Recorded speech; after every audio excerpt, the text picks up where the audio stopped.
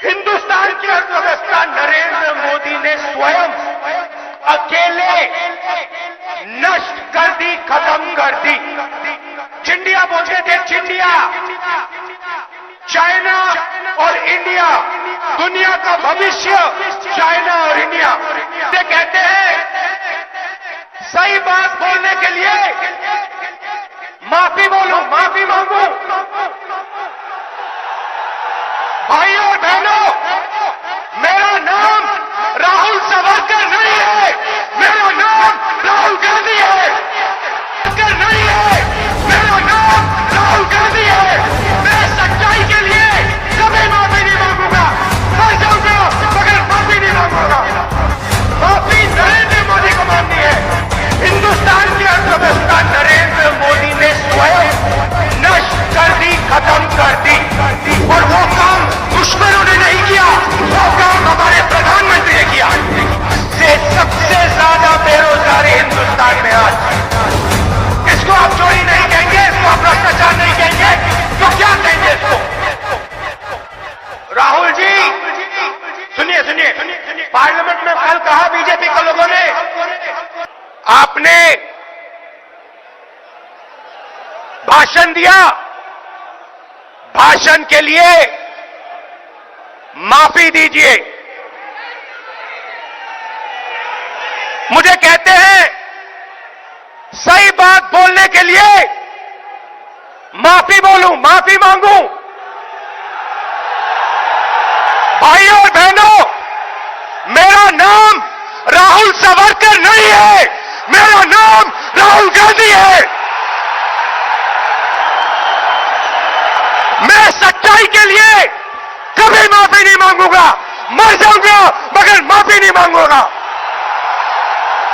और ना कोई कांग्रेस वाला माफी मांगेगा।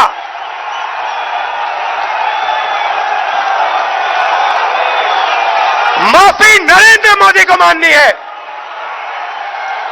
नरेंद्र मोदी को देश से माफी मांगनी है।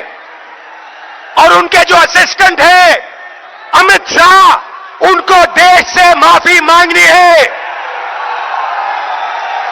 क्यों मांगनी है, मैं आज आपको बताने आया हूं। सबसे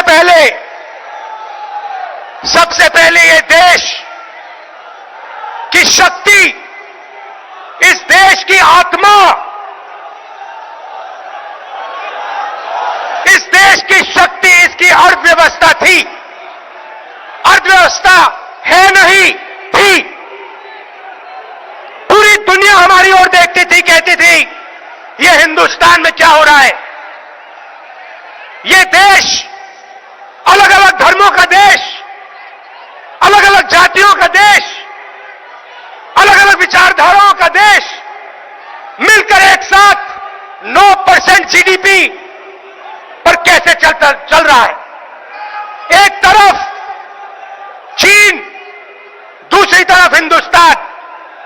हिंदुस्तान की अर्थव्यवस्था नरेंद्र मोदी ने स्वयं अकेले नष्ट कर दी, खत्म कर दी। हिंदुस्तान की अर्थव्यवस्था नरेंद्र मोदी ने स्वयं अकेले नष्ट कर दी, खत्म कर दी। चिंडिया बोलते थे, चिंडिया। चाइना और इंडिया, दुनिया का भविष्य चाइना और इंडिया। आपको याद होगा 8 बजे रात को टीवी पर आए, भाई और बहनों, 500 रुपए का नोट, 1000 रुपए का नोट मैं रद्द करने जा रहा हूं। और हिंदुस्तान की अर्थव्यवस्था को नरेंद्र मोदी ने ऐसी चोट मारी कि आज तक जो नुकसान हुआ वो ठीक नहीं हुआ। आपसे झूठ कहा, आपसे झूठ कहा काले धन के खिलाफ लड़ाई है, काले धन को खत्म करना है, भ्रष्टाचार के खिलाफ लड़ना है। झूठ कहा।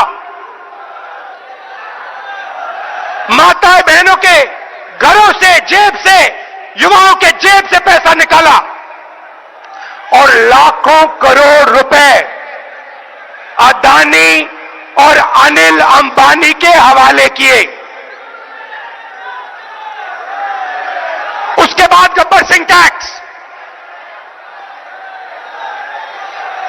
मनमोहन सिंह जी ने कहा, चिदंबरम जी ने उनसे कहा, इसको आप बिना पायलट प्रोजेक्ट मत लागू कीजिए, देश का नुकसान हो जाएगा। जो हमने बनाया है, पूरे देश ने प्यार से, खून पसीने से अर्थव्यवस्था खड़ी की है, नष्ट हो जाएगी। नरेंद्र मोदी कहते नहीं, मैं तो 12 बजे रात को गब्बर सिंह टैक्स लागू करके ही दिखाऊंगा।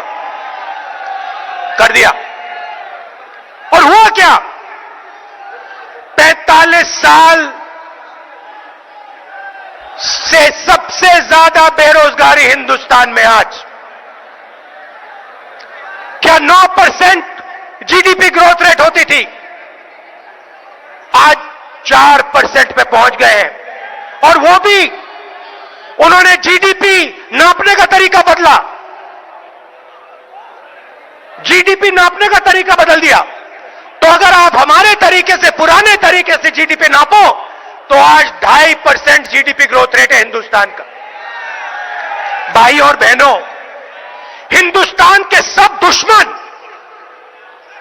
मैं नाम नहीं लेना चाहता हूं, मगर हिंदुस्तान के सब दुश्मन चाहते हैं और चाहते थे कि हिंदुस्तान की शक्ति, हिंदुस्तान की अर्थव्यवस्था नष्ट की जाए। और वो काम दुश्मनों ने नहीं किया, वो काम हमारे प्रधानमंत्री ने किया। और फिर अपने आप को प्रधानमंत्री देशभक्त कहते हैं। पूरा का पूरा पैसा 2-3 उद्योगपतियों को पकड़ा दिया है। सब उद्योगपतियों को नहीं, इस देश में बहुत सारे ईमानदार उद्योगपति हैं। और मैं इस बात को मानता हूं कि अगर किसान इस देश को बनाता है, मजदूर इस देश को बनाता है, छोटा दुकानदार इस देश को बनाता है, तो ईमानदार उद्योगपति भी इस देश को बनाता है। मगर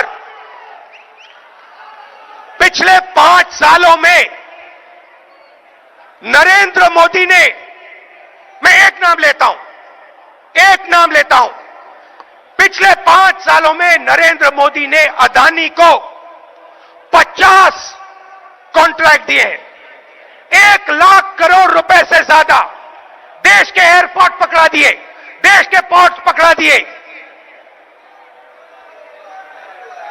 बिना कॉन्ट्रैक्ट दे दिया।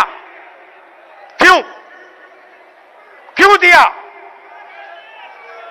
इसको आप क्या कहेंगे? इसको आप चोरी नहीं कहेंगे, इसको आप भ्रष्टाचार नहीं कहेंगे, तो क्या कहेंगे इसको?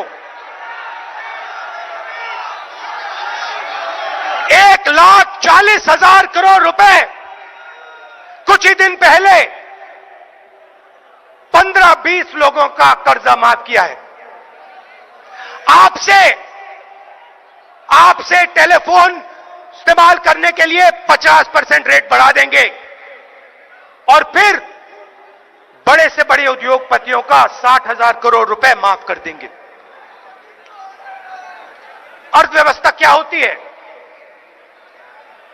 जब तक हिंदुस्तान के गरीब लोगों के पास, किसानों के पास, मजदूरों के पास, युवाओं के पास जेब में पैसा नहीं होगा, तब तक हिंदुस्तान की अर्थव्यवस्था आगे नहीं जा सकती।